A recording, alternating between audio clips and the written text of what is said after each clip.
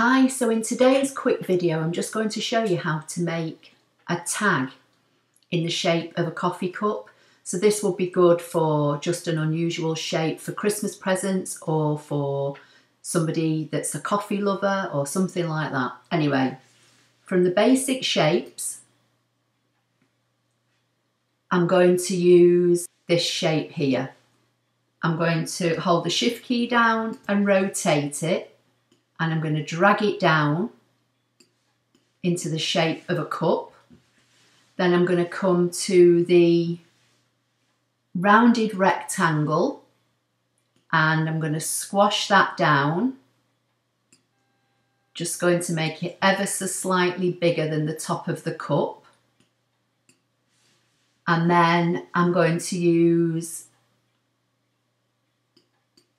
this shape and place it on top, but I'm going to double click to expose the nodes and just bring them out a little bit wider so it's not as angular.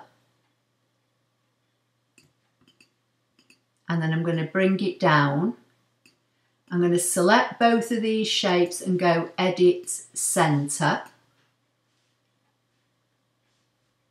I'm just going to zoom in on these and double click on this again because I think these are looking a bit wonky. So I'm going to select both these shapes and I'm going to go to Edit and Weld and see how it looks. Just going to undo that. I'm going to make this narrower. Select both, Edit Center and Edit Weld and see how it looks. I'm just going to go back to Fit to Matte.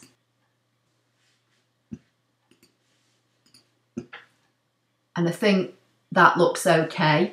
What I am going to do, I'm going to click the bottom shape, double click to expose the nodes, and again I'm just going to make these slightly wider because I don't think it needs to be quite so narrow.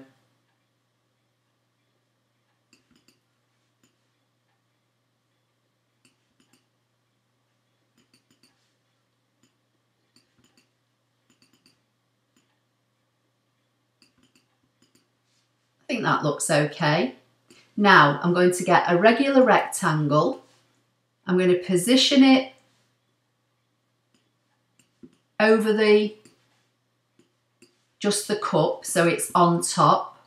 So now I'm just going to select the cup, hit the D key on my keyboard to create a duplicate.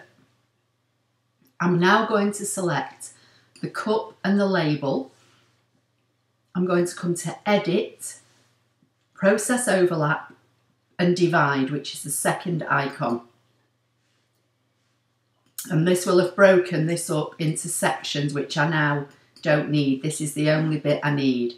So I'm going to get rid of those, select them all and hit delete on my keyboard. So now I've got my cup and my lid. So if I just colour this in, just so you can see it better maybe on the video. And we'll put the label over the top and I'll just colour that a kind of fawny colour. So this is how it's looking now. Then obviously you could cut your three separate parts in three different, colours of card or paper. Layer it up. You could put a hole in the top if you want to hang it, or you could use a hole punch. You'd stick this. I'll just bring this to the front. So you'd stick this over the top of your cup. And there's your cup. If you want to take it a step further and have the ScanNCut write to and from on the label for you, you need to come to Text. I'll just choose this second font down on the left. I'm going to double click at the end of the T to expose the flashing cursor. Select the word and I'm going to type to and then a space and from.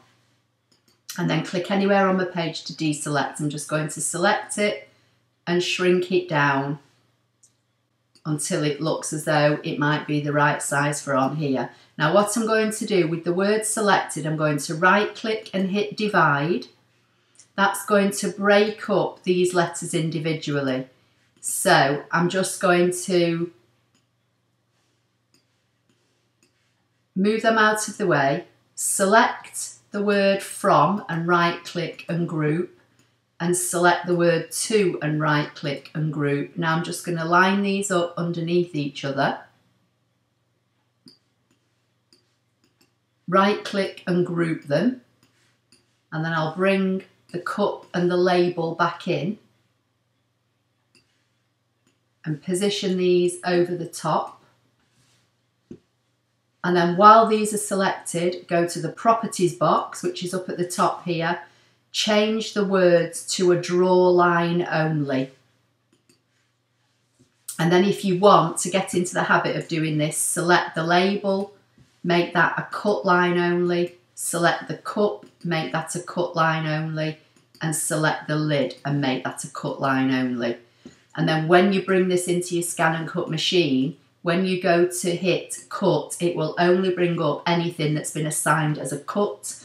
And when you go to draw, it will only bring up the words. So that's your coffee cup tag. Once you've got everything how you want it, I would select everything, right click and make it a group, and then you can size it down from here, because at the moment this is just over 6 inches high.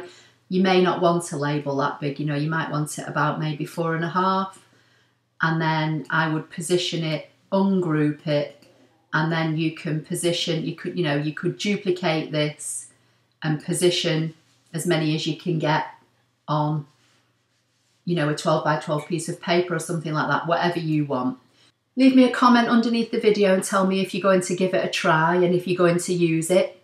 Don't forget to subscribe if you don't already do so. Don't forget to give the video a thumbs up if you can do. It does help the channel get out there to more viewers. And I'll see you in the next project. Thank you.